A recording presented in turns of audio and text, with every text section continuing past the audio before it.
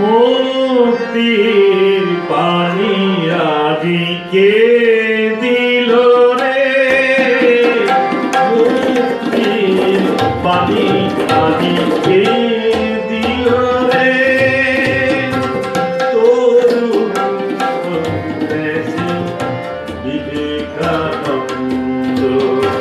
তরুণ সন্ন্যাসী বিবেকানন্দ।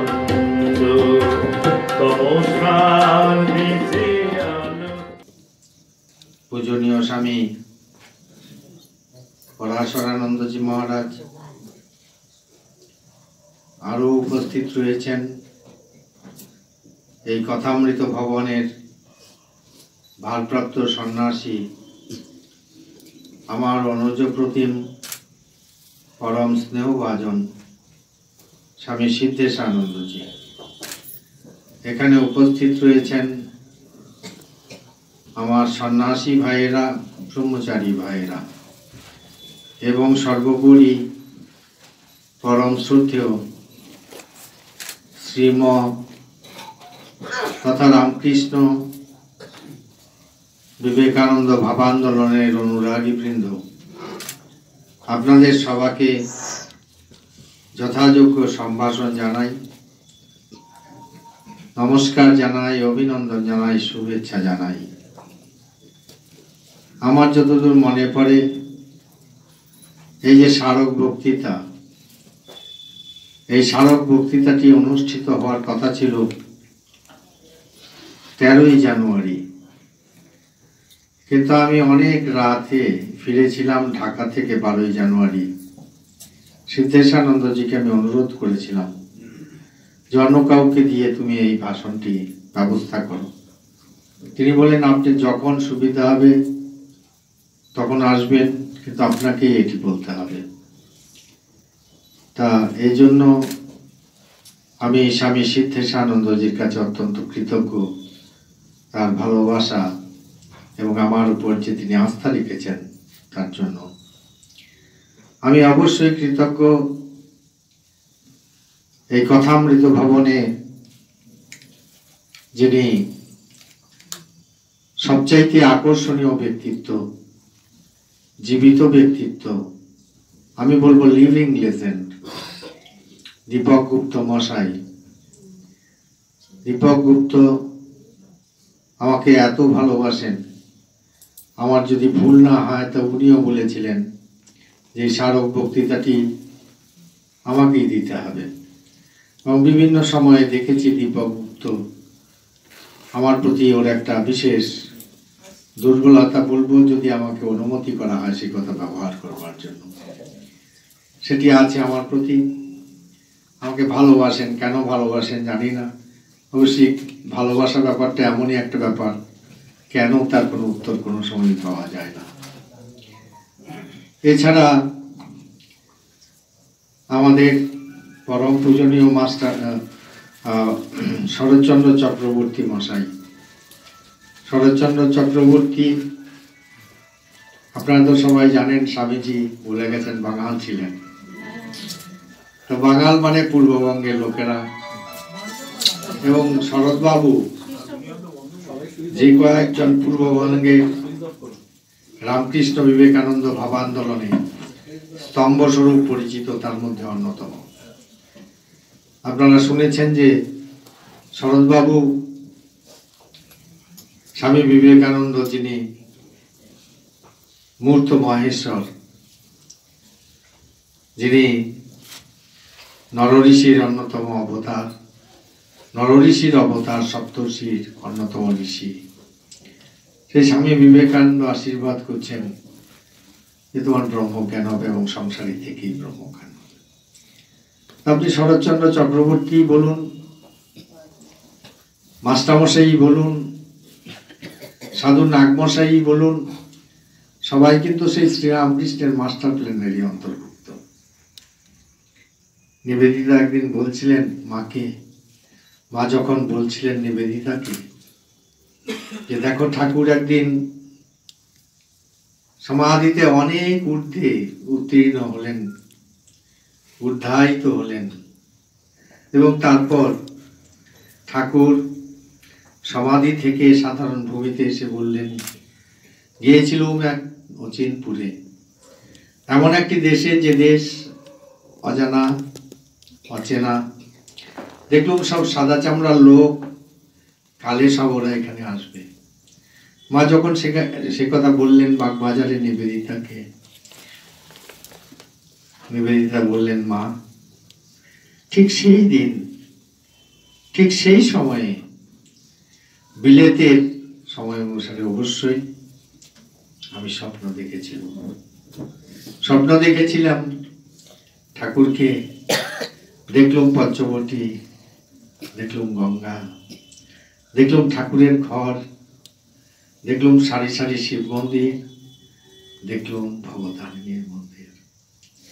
এহেন যে নিবেদিতা, তিনি বলছেন, মাগো পূর্বজন্মে আমরা সব হিন্দু ছিলাম, এই জন্মে ঠাকুরের কাজের জন্য ওদেশে জন্মেছি। এই নিবেদিতা, এই শরৎচন্দ্র চক্রবর্তী, এরা সবাই কিন্তু সেই কলমি শাকের দলের মধ্যেই আছে। তারা যুগে যুগে এসছেন, আবার আসবেন। শরৎবাবুকে আমার প্রণাম জানাই, ভূমিষ্ঠ প্রণাম, ভক্তিপূর্ণ দণ্ডবাদ প্রণাম। তিনি শিবাবতারের পার্শ্বদ, শিষ্য, সন্তান, সাক্ষাৎ দেবতা মর্তভূমিতে নেমে এসেছিলেন। শরৎবাবুর পরিবারের লোকজনকে আমি অবশ্যই চিনি এবং তাদেরও আমি শ্রদ্ধা জানাই, আর সঙ্গে সঙ্গে কৃতজ্ঞতা জানাই এই জন্য যে শরৎবাবুর স্মরণে আজকে স্বামী বিবেকানন্দকে স্মরণ করবার একটি মুহূর্ত ওরা রচনা করে দিয়েছেন। আপনারা শুনলেন যে সিদ্ধেশানন্দজি বললেন যে আমি যুগাচার্য স্বামী বিবেকানন্দের আজকের যুগে তার কি প্রাসঙ্গিকতা সে সম্পর্কে বলব। প্রাসঙ্গিকতা তার আছে। আমাদের প্রাক্তন রাষ্ট্রপতি প্রণব মুখোপাধ্যায় 150 বর্ষ উদযাপনের যেটি প্রারম্ভিক উৎসব ছিল স্বামীজির বাড়িতে, তাতে একটি কথা বলেছিলেন, Vivekananda was relevant yesterday, Vivekananda is relevant today, and Vivekananda shall remain relevant tomorrow. গতকাল বিবেকানন্দ প্রাসঙ্গিক ছিলেন, আজকে বিবেকানন্দ প্রাসঙ্গিক, এবং আগামীকালও বিবেকানন্দ প্রাসঙ্গিক। স্বামী বিবেকানন্দ সম্পর্কে ভগিনী নিবেদিতা বলেছিলেন যে একটা সময় আসবে যখন অনেকে স্বামীজিকে ভুলে যাবেন, but Swamiji will resurrect in his 150th. স্বামীজির 150 বর্ষে স্বামীজির যীশু খ্রিস্টের মতোই আবার পুনরাবির্ভাব হবে, পুনরুত্থান হবে। এহেন যে বিবেকানন্দ, সে বিবেকানন্দকে আমরা কিভাবে আমাদের মধ্যে পেয়েছি প্রতি মুহূর্তে, প্রতিনিয়ত, তার কয়েকটি ঝলক আমি আপনাদের সামনে উপস্থাপিত করব। যে ঝলকগুলো, সে সমস্ত মানুষগুলো, যে মানুষগুলো আমাদের সমাজে এখনো বেঁচে আছে, আপনারা তাদের স্পর্শ করতে পারেন, দেখতে পারেন, কথা বলতে পারেন, তাদের সম্পর্কে দু একটি কথা আমি বলতে চাই।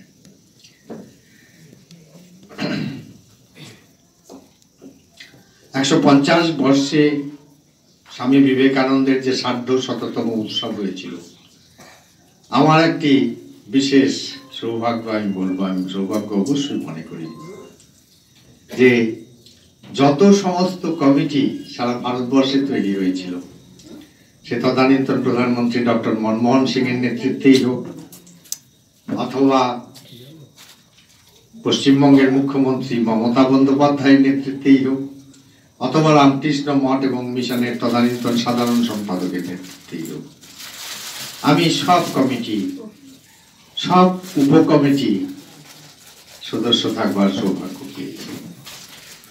স্বামীজিকে খুব কাছে থেকে দেখতে পেয়েছি। নিবেদিতা যে বলেছিলেন যে স্বামীজির 150 শতবর্ষে স্বামী বিবেকানন্দের পুনরাবির্ভাব হবে, মাঝামাঝি সময়ে অনেক লোক হয়তো স্বামী বিবেকানন্দকে ভুলে যাবে।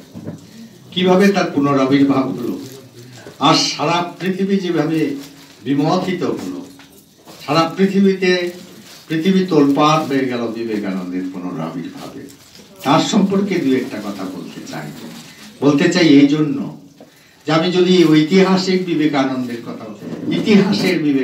কথা বলি, আমি যদি ঐতিহাসিক বিবেকানন্দের কথাও বলি, বিবেকানন্দ ঐতিহাসিকও ছিলেন, তার ইতিহাস চেতনা অত্যন্ত প্রখর ছিল, তাহলে আপনাদের কাছে যতটা গ্রহণযোগ্য হবে তার চেয়ে গ্রহণযোগ্য হবে যে লোকগুলোর কথা আপনারা শুনছেন, যে লোকগুলোকে আপনারা দেখছেন, তাদের জীবনে এর কি প্রতিফলন। 150 বর্ষে দুটি ঘটনার কথা আমি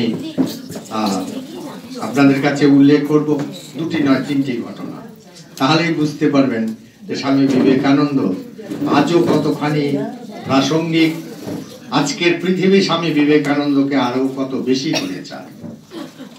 একটি ঘটনা হচ্ছে যে 150 বছর যখন উদযাপিত হচ্ছে, নিকারাগুয়ার যিনি ভারতের রাজদূত শাশ্বতী মুখোপাধ্যায়, কলকাতার মেয়ে, ওর ডাকনাম তো, উনি একটা চিঠি লিখলেন আমাদের কাছে। তিনি বললেন যে there are 5,000 Negroes in Nicaragua. Their leader came to me with the demand to celebrate 150th of Vivekananda. নিকারাগুয়ার নিগ্রো নেতা গিয়ে ভারতের রাজদূতকে বলছেন যে আমরা স্বামী বিবেকানন্দের 150 বর্ষ উদযাপন করতে চাই। তাহলে বুঝুন কোথায় স্বামী বিবেকানন্দ প্রবেশ করেছেন। আরেকটি ঘটনা, আমার পূর্বসূরি, আমাদের রামকৃষ্ণ মঠ মিশনের বর্তমানে অন্যতম সহ সংঘাধ্যক্ষ স্বামী সুহিতানন্দজি, ওর যাওয়ার কথা শিকাগোতে 150 একটি অনুষ্ঠানে যোগদান করবার জন্য আমাদের আশ্রমে। সেই আশ্রমের অধ্যক্ষ ভাবলেন যে আমাদের সংঘের যিনি চিফ এক্সিকিউটিভ তিনি আসছেন, একটি ভালো ঘর দরকার ওর থাকার জন্য। হিলটন হোটেল বলে একটা রেঞ্জ অফ হোটেলস আছে সারা পৃথিবীতে, ভারতেও আছে। তা শিকাগোতে যে হিলটন হোটেল আছে সেই হোটেলের ম্যানেজারের কাছেও গেল, কিন্তু আশা রেখে যায়নি, কারণ হিলটন হোটেলটা সবসময় রিজার্ভ থাকে প্রেসিডেন্ট বারাক ওবামার জন্য। আপনারা হয়তো অনেকে জানেন যে বারাক ওবামা শিকাগোর লোক। তথাপি ও গেল, গিয়ে বলল যে আমাদের চিফ এক্সিকিউটিভ আসবেন, ওর জন্য একটা সুইট দরকার। ও ভাবলো সঙ্গে সঙ্গে ম্যানেজার বলে দেবে না না না না, এটা তো প্রেসিডেন্টের জন্য সবসময় রিজার্ভ থাকে, তার সিকিউরিটির প্রশ্ন আছে। কিন্তু আশ্চর্য, ও নিজেও স্তম্ভিত হয়ে গেল যে হোটেলের ম্যানেজার বললো, স্বামী you leave your contact and I will contact you within 24 hours. তোমাকে যোগাযোগের নম্বরটা তুমি রেখে যাও, আমি 24 ঘন্টার মধ্যে তোমাকে যোগাযোগ করব। 24 ঘন্টার আগেই ম্যানেজার ফোন করলেন, স্বামীজি আমি হোয়াইট হাউসকে যোগাযোগ করেছিলাম, হোয়াইট হাউস বলেছেন যে স্বামী বিবেকানন্দ যে সংগঠন করেছেন, যে প্রতিষ্ঠান স্থাপনা করেছেন, সেই প্রতিষ্ঠানের প্রধান আধিকারিক হচ্ছেন এই সন্ন্যাসী। শিকাগো সারা পৃথিবীতে পরিচিত বিবেকানন্দের জন্য, তাই এই সাধুটি কি যতটি সুইট চায়, একটি নয় যত সুইট চায় দিয়ে দাও। তাহলেই বুঝতে পারছেন যে আজকে পাশ্চাত্যের মধ্যে সবচেয়ে অ্যারিস্টোক্র্যাটিক নেশন যাকে বলি আমরা, অভিজাত দেশ, তারা বলছেন, তাদের প্রেসিডেন্ট হাউস থেকে বলছে যে Vivekananda has made Chicago famous.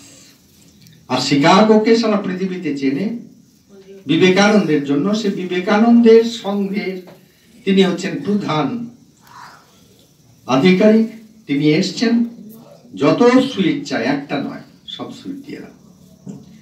তাহলে আজকে আমেরিকাই হোক আর নিকারাগুয়াই হোক, কি দৃষ্টিতে দেখছে স্বামী বিবেকানন্দকে। আমি সেই সময় একটি অনুষ্ঠানে গিয়েছিলাম, আমার ব্যক্তিগত অভিজ্ঞতা বলছি। লন্ডন ইউনিভার্সিটির সবচেয়ে পুরনো হল, লোগান হল, আপনার নাম শুনে থাকবেন। সেই হলে আমার বক্তৃতার ব্যবস্থা হয়েছিল। আরো অনেক সাধুরা এসেছিলেন আমাদের বিভিন্ন কেন্দ্র থেকে। সকাল 10টায় অনুষ্ঠান শুরু হয়েছে, রাত 9টায় অনুষ্ঠান শেষ হয়। 800 লোক, তার মধ্যে বিভিন্ন বয়সের লোক আছে।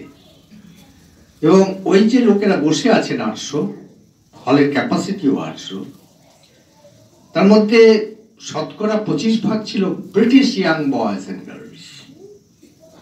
ওরা সব বসে আছেন। তো উদ্যোক্তারা ভাবলো যে বক্তৃতা কি সবাই একটু অস্থির হয়ে উঠবে, তাই একটু ব্রেক দেওয়া ভালো। তো গায়ক নিয়ে গেলেন ভারতবর্ষের থেকে। তো গায়ক নিয়ে গেলেন একজন পশ্চিমবঙ্গের থেকে, কলকাতা থেকে, তার নাম আমি বলবো না। আরেকজন নিয়ে গেলেন, তিনি বোধহয় মুম্বাইতে থাকেন, কলকাতারই লোক। তা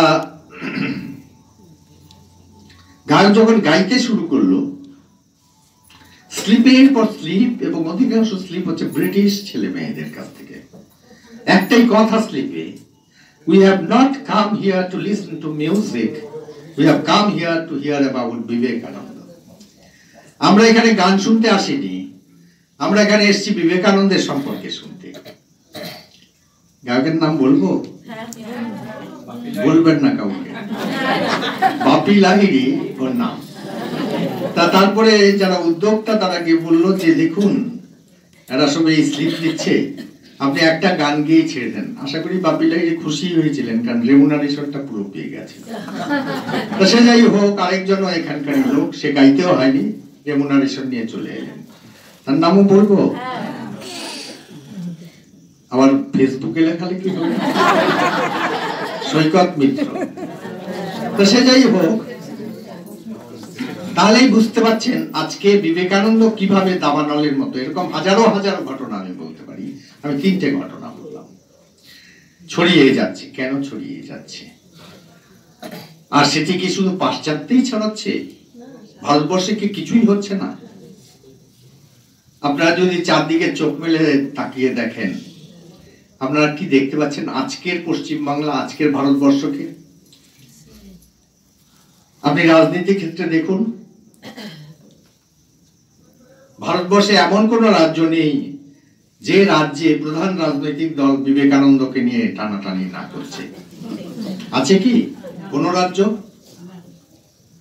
পশ্চিমবঙ্গে মারামারি হচ্ছে, কেন্দ্রবিন্দু বিবেকানন্দ। আমরা এমন একটা পরিস্থিতিতে দাঁড়িয়েছি, আপনারা সংবাদপত্রে দেখে থাকবেন, এটি সংবাদপত্রে এসেছিল, আনন্দবাজার পত্রিকা, বর্তমান পত্রিকায়, একটি রাজনৈতিক দল এই 2019-এর জানুয়ারি মাসে অথবা 2018-র ডিসেম্বর মাসে ধর্মতলা থেকে একটি প্রসেশন নিয়ে যায়, এবং সেই প্রসেশনের সামনে বিবেকানন্দের কাটআউট ছিল, এবং সেই রাজনৈতিক দলটি বলতো রিলিজিয়ান ইজ ওপিয়াম, ধর্ম হচ্ছে আফিম। আপনারা নিশ্চয়ই সংবাদপত্রে পড়েছেন, একটি ধর্মীয় সম্প্রদায় তাদের উৎসবে, মহরমে বলেই ফেলি, মহরমে ট্যাবলো নিয়ে গেল। কাদের ট্যাবলো? ঠাকুর, মা, স্বামীজির ট্যাবলো। তাহলে দেখা যাচ্ছে সবচাইতে আলোচিত, সবচাইতে সমালোচিত ব্যক্তিত্ব যদি আজকে ভারতবর্ষে তথা সমস্ত পৃথিবীতে থাকে, সেই নামটি হচ্ছে বিবেকানন্দ। কিন্তু বিবেকানন্দ অনুপ্রাণিত করে যাচ্ছেন আজও কোনায় কোনায় অচেনা অজানা লোকগুলোকে। আমি শুরু করব, আমি কয়েকজনের কথা বলবো। যেমন একজন রাজনীতিক দিয়ে শুরু করি, অথবা সমাজসেবী, কোনটি ভালো হবে? সমাজসেবী। আপনারা নিশ্চয় জানেন যে ভারতবর্ষের অন্যতম শ্রেষ্ঠ সমাজসেবী, যার নাম মহারাষ্ট্রের ঘরে ঘরে ফিরছে আজ। ভারতবর্ষে যারা লেখাপড়া জানেন, মধ্যবিত্ত বুদ্ধিজীবী, তারা এমন কেউ বুদ্ধিজীবী আজ ভারতবর্ষে বা এশিয়া মহাদেশে নেই যার যে তার নাম না জানে। নামটি হচ্ছে আন্না হাজারে। আন্না হাজারে যখন যুবক ছিলেন তখন তিনি কিন্তু আত্মহত্যার সংকল্প করেন, এবং উনি যদিও ওই পুনে আর ঔরঙ্গাবাদের মাঝখানে আহমেদনগর বলে একটি জায়গা আছে, সেখানকার লোক, কিন্তু উনি ঠিক করেছিলেন দিল্লির স্টেশন একটি ট্রেনকে। আপনারা কেউ কিন্তু হাজারেকে ফলো করতে যাবেন না। তা সে যাই হোক, থ্যাঙ্কস টু ইন্ডিয়ান রেলওয়ে ট্রেনটি 10 মিনিট লেট ছিল বলেই আমরা হাজারেকে পেয়েছি। আন্না হাজারে দেখলেন যে 10 মিনিট আছে, পাচারি করছেন, 10 মিনিট পরে ট্রেন আসবে, উনি আত্মহত্যা করবেন।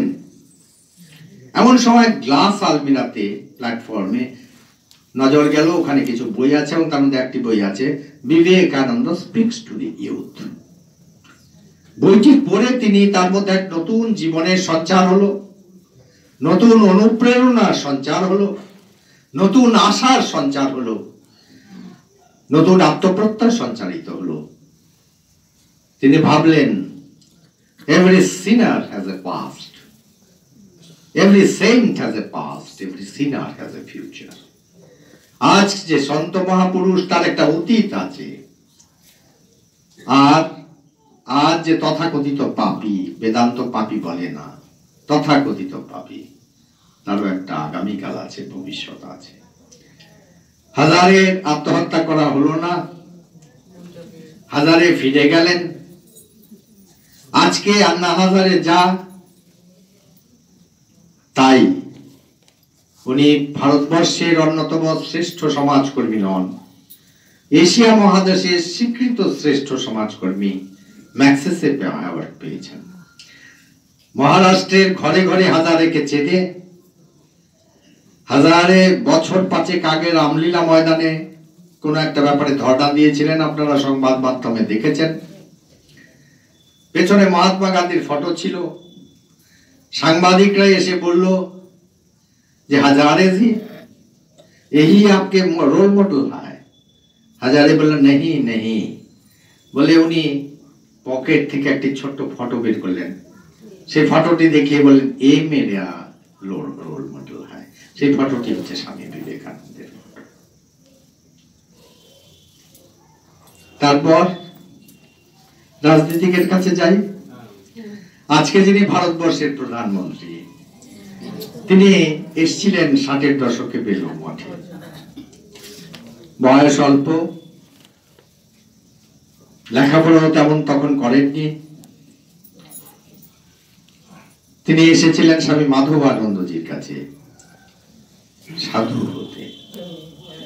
মাধবানন্দজি বললেন, দেখো বেটা, और उम्र थोड़ा ज्यादा होना चाहिए और पूरा पढ़ाई थोड़ा करना पड़ेगा। একটু পড়তে হবে তোমাকে, আর বয়স আর একটু বেশি হতে হবে। উনি হতাশ হয়ে গেলেন। আলমোড়ার আশ্রমে ভাবলেন, আলমোড়ার আশ্রমটা তো বেলুড় মঠের নয়, ওরা হয়তো নিয়ে নেবে আমায়। কিন্তু উনি জানতেন না যে আলমোড়ার আশ্রমটিও বেলুড় মঠেরই শাখা কেন্দ্র। সেখানে যখন গেলেন, সেই সাধুটিও একই উত্তর দিলেন। তখন তিনি গেলেন হিমালয়ে। তারপর হিমালয় থেকে ফিরে ওর কাজিন ব্রাদার, সে পড়তো আমাদের রাজকোট আশ্রমের হস্টেলে। সেই ছিলছিলাতে প্রত্যেক শনিবারে যেতেন আমাদের যে সদ্য প্রয়াত সংঘাধ্যক্ষ স্বামী আত্মস্থানন্দজি মহারাজ, তার কাছে। তিনি তখন অধ্যক্ষ ছিলেন রাজকোটের। তা আত্মস্থানন্দজি মহারাজের কাছে সৎসঙ্গ করতে যেতেন। ওই কাজিন ব্রাদারকে দেখতে যাওয়ার ব্যাপারটা ছিল অছিলা। আত্মস্থানন্দজি ওকে বলেন বলেন এই জন্য জানি যে উনি প্রধানমন্ত্রী হওয়ার 1 বছর আগে এসেছিলেন, আত্মস্থানন্দজির পায়ের কাছে এসে বসলেন, আমরা সব ছিলাম সেখানে। आत्मस्थानंद जी के बोलें, महाराज आपने मुझे भगा दिया था इसलिए मैं आज गुजरात का मुख्यमंत्री बन गया। आरेकटी बोलें, आप और कुछ कर दो जिससे और कुछ बन जाऊं, से चाहिए हो। और बोले ना, आपने मुझको दाढ़ी काटने के लिए मना किया था, उस दिन से मैं एक दिन के लिए भी दाढ़ी नहीं काटा। तो যাই হোক, আত্মস্থানন্দজিকে গুরুর মতো শ্রদ্ধা করত এবং আজকের পৃথিবীতে যেখানে উনি যান, স্বামী বিবেকানন্দের কমপ্লিট ওয়ার্কস তাকে প্রেজেন্ট করা হয়, গিফট দেওয়া হয়, উপহার দেওয়া হয়। আপনারা শুনে আশ্চর্য হবেন যে বছর 2 আগে উনি গালফ কান্ট্রিতে গিয়েছিলেন, ওরাও কিন্তু বিবেকানন্দের কমপ্লিট ওয়ার্কসকে উপহার দিয়েছিল। তিনি দাবি করেন যে তিনি স্বামী বিবেকানন্দের দ্বারা অনুপ্রাণিত। আমি ওকে জিজ্ঞেস করেছিলাম যে এইসব যা শোনা যায় ঠিক কিনা। উনি বলেছিলেন 150% ठीक है, 150 ठीक है। कभी मैं आत्मजीवनी लिखूंगा तो उसका जिक्र जरूर करूंगा और उसके लिए मैं एक अध्याय रखूंगा। তা এই যে ভারতবর্ষের প্রধানমন্ত্রী, এত লোকের জনগণমন বিধায়ক, তিনি কিন্তু স্বামী বিবেকানন্দের অনুপ্রেরণায়।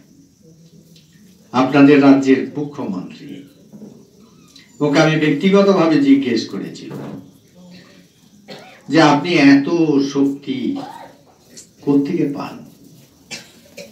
এই এখনই এখানে ছুটছে, ওখানে ছুটছে, ওখানে ছুটছে, এত কাজ কি করে করেন, এত শক্তি করতে পান? উনি তখন ওর কাছে একটা ঝোলা থাকে, ঝোলা থেকে একটা বই বের করলেন। বইটির নাম হচ্ছে কল টু দি নেশন। বললেন, এটি হচ্ছে আমার পেট্রোল। যখন আমি ক্লান্ত হয়ে পড়ি তখন এটি থেকে, এই বইটি থেকে 2-4 লাইন পড়লেই আমি জানা হয়ে যায়। এটি হচ্ছে রাজনৈতিক পরিসরের কথা। আর তারপর আপনারা যদি সমাজের অন্য পরিসরে আসেন, এই বছরখানেক আগের কথা, আমি অফিসে বসে আছি, একটি মেয়ে দমদম এয়ারপোর্ট থেকে আমাকে ফোন করলো, বললো, महाराज मैं अरुणिमा हूं, मैंने कलकत्ता आई, आपसे मिलने चाहती हूं। तो আমি বললাম, तुम आ जाओ 5 मिनट के लिए, I am very busy otherwise. আমি চিনি না মেয়েটাকে ভালো করে, আচ্ছা নাম শুনেছি বলে মনে হয়।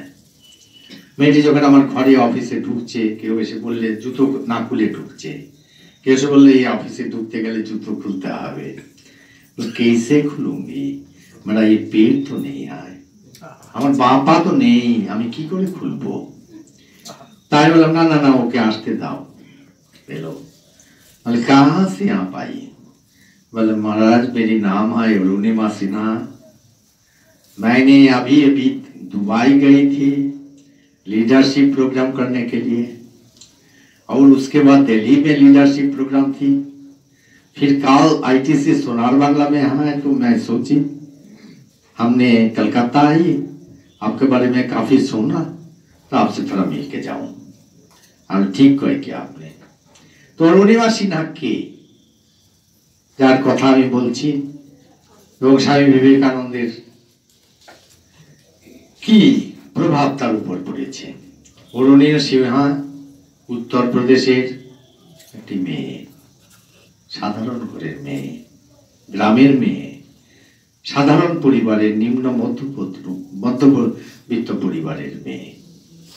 অরুণিমার ছোটবেলা থেকে একটি স্বপ্নটি হচ্ছে বড় হয়ে সে ভারতবর্ষের প্রতিনিধিত্ব করবে অলিম্পিকে ব্যাডমিন্টনে। তাই ব্যাডমিন্টন কোচের কাছে যাচ্ছে গোরক্ষপুরের একটি গ্রামে তার জন্ম। রাত্রিবেলায় রাত 1টার সময় দুর্বৃত্তরা তার কম্পার্টমেন্টে উঠল। দুর্বৃত্তরা কম্পার্টমেন্টে ওঠার পরে অরুণিমা রেজিস্ট করলো ওদের। তারপরে যখন ট্রেন ছেড়ে দিল, 2-3 কিলোমিটার ট্রেন গিয়েছে, তখন চারদিকে ধানের ক্ষেত। সেই সময়ে দুর্বৃত্তগুলো অরুণিমাকে চলন্ত ট্রেন থেকে ছুঁড়ে ফেলে দিল। অরুণিমার শরীরটা গড়াতে গড়াতে রেলের 2টো ট্র্যাক, সেই ট্র্যাকের মাঝখানে গিয়ে পড়ে গেল। পা দিয়ে ফিনকি দিয়ে রক্ত বেরোচ্ছে, কেউ দেখবার নেই। সারা রাত অরুণিমার উপর দিয়ে বহু ট্রেন চলে গেল। সকালবেলায় যখন সূর্য উঠবে, সে সময় চাষি ভাইরা যাচ্ছেন। চাষি ভাইরা গোংরানি শুনলেন একটি যুবতী মেয়ের। গেলেন, গিয়ে দেখছেন একটি যুবতী মেয়ে পড়ে রয়েছে ট্রেন লাইনের 2টো ট্র্যাকের মাঝখানে।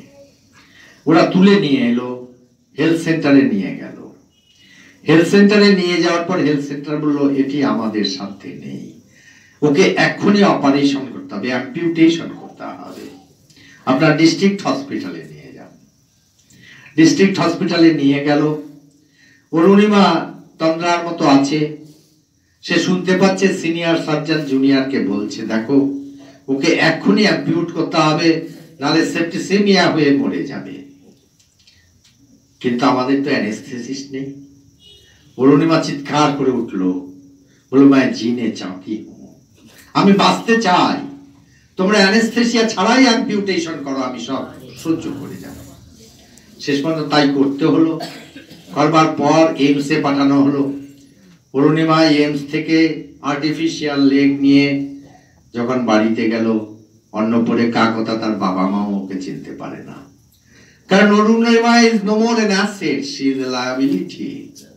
তো অরুণিমাকে কেউ অ্যাকসেপ্ট করতে চায় না, গ্রহণ করতে চায় না। এমন একটা অবস্থায় অরুণিমা ভাবছে কি করবে।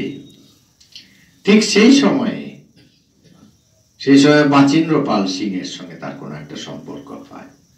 বাচিন্দ্র পাল সিং বলে, অরুণিমা, তুমি অলিম্পিকে ভারতবর্ষে প্রতিনিধিত্ব করবে, আর ভারতবর্ষকে প্রতিনিধিত্ব করবে ব্যাডমিন্টনে, এই কথা ভুলে যাও। এই স্বপ্ন তোমার মন থেকে মুছে ফেলো অরুণিমা, এটি সম্ভব নয় এই অবস্থায়।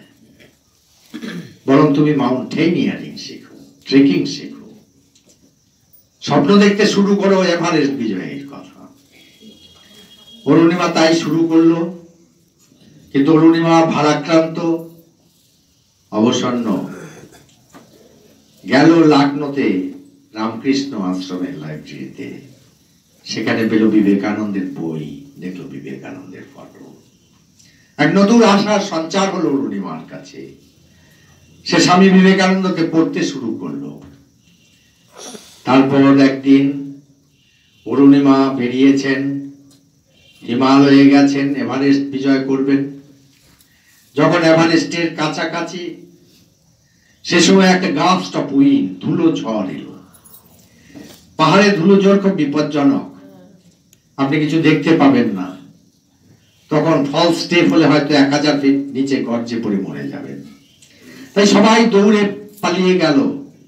অরুণিমার কোচ, অরুণিমার ম্যানেজার বলল, অরুণিমা আজাও আজাও, যাও কি, চলে এসো অরুণিমা, তুমি মরে যাবে। অরুণিমা বলল, না, আমি মরতে পারি না, আমার বক্ষে বিবেকানন্দের ফটো, আমার হৃদয়ে রয়েছেন বিবেকানন্দ আসীন, আমি কখনো মরতে পারি না। সবাই চলে গেছে, অরুণিমা গেল না। আস্তে আস্তে ঠিক হয়ে গেল সব। অরুণিমা মনের আনন্দে হাঁটতে শুরু করেছে, এই সামনেই দেখা যাচ্ছে এভারেস্ট। কিন্তু খানিকটা গিয়ে ওর সাফোকেশন, শ্বাস নিতে কষ্ট হচ্ছে, অক্সিজেনের অভাব। ইতিমধ্যে অরুণিমা দেখলেন ওর সিলিন্ডারে অক্সিজেন নেই, মৃত্যু অবশ্যম্ভাবী। অভিমান হলো স্বামী বিবেকানন্দের উপরে। যে স্বামীজি, তোমার যদি এই ইচ্ছে হতো যে আমার এইভাবে মৃত্যু হবে, তাহলে আমার বাড়িতে থেকে মৃত্যু হতে পারতো, এখানে কেন? চোখ গেল সামনের দিকে, দেখলেন একটা বড় সিলিন্ডার পড়ে রয়েছে। উনি তাড়াতাড়ি সেই সিলিন্ডারের কাছে গেলেন।